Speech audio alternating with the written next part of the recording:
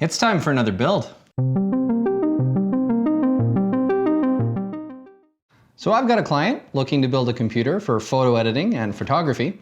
And so we wanted to build something that can have the processing power to handle a lot of the workloads through the Adobe suite of software, as well as being able to handle, pretty much anything they want to throw at it over the next couple of years. So we started with the Geforce Rtx 2060. This system is not going to be for gaming, although it could be used for gaming, but we're looking more primarily at light workloads, Adobe Photoshop, maybe a little bit of Premiere, After Effects, Lightroom, maybe some of the other software that would take advantage of hardware acceleration. And so that's why we got this one. We've got an XPG SX8200 Pro, and this is a 2 terabyte drive. We're going with 2 terabytes just because you want to have a little bit of extra space for swap file, for editing, and you want the performance to be able to handle that as well.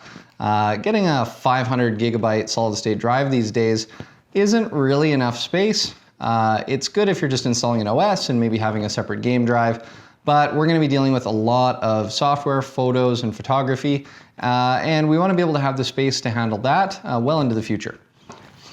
For our CPU, we went with the AMD 3600 XT, kind of a fan favorite, one of the top selling CPUs in the last year. And it's good for handling any kind of workload, gaming. It's 6 cores, 12 threads, and it's going to be able to handle just about anything they're going to be able to throw at it. This CPU came bundled with the MSI Tomahawk B550 motherboard, and so the two of these combined makes for a really good deal. For our RAM, we went with the Corsair Vengeance RGB Pro. RGB, just to give it a little extra touch on the visual. This is for a photographer, so we want to make it a little bit more visually appealing than just a box that you put on your desk. And we wanted to have a lot of RAM, so we went with a 32 gig kit.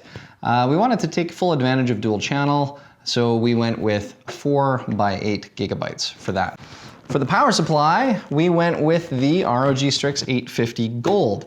If you're looking at buying a power supply, you should be looking at 2 major factors.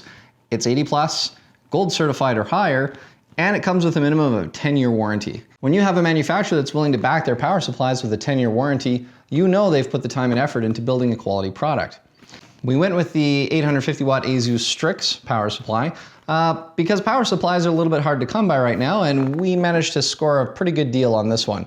So this should handle all the power requirements of the system and support some future upgradability as well, should the need arise. For the hard drives, we're putting in 2 8 terabyte Western Digital Red NAS drives. These drives are very well rated, they've got good performance, and this is more for long-term storage and archival of photos, videos, and other things that the photographer is going to be using. Just to ensure that there's a little bit of redundancy on the storage, so that they don't lose their photos if a hard drive fails, we're going to be putting these into RAID 1, ensuring that no matter what, they have access to a full set of their photos, regardless of whether or not one of these hard drives fail. We're also going to be using the Lancool vertical GPU mount. And this is going to be to just add a little more visual appeal to the system. It does look pretty cool when the card's mounted vertically, and I think this is going to look really good in this system. For fans, we're going to be going with the BR Digital Lian-Li fans. We went with these because they look really, really nice. They're an aluminum case, they've got great accents on them, and we kind of wanted to go with that kind of gray, black motif for this build. So we felt that that would be a good fit and add a little bit of fun to the build as well. For the cooler, we've decided to go with the Hyper 212 RGB from Cooler Master. The Hyper 212 is a really high performer. It's great at getting heat off of your CPU, and it really looks good in black. This is going to look really good in our black Lian-Li case. For the case, we went with the black Lian-Li Lancool 2. And we're going to have to get it out of the box if we're going to be able to show it to you.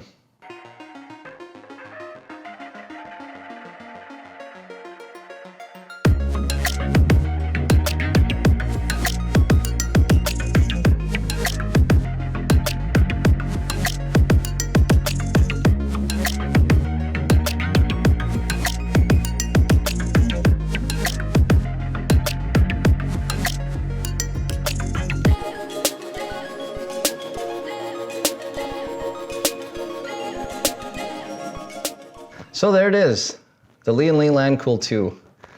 I think this is gonna look really good once the installation is done, and I'm excited to get it done, so let's get to it.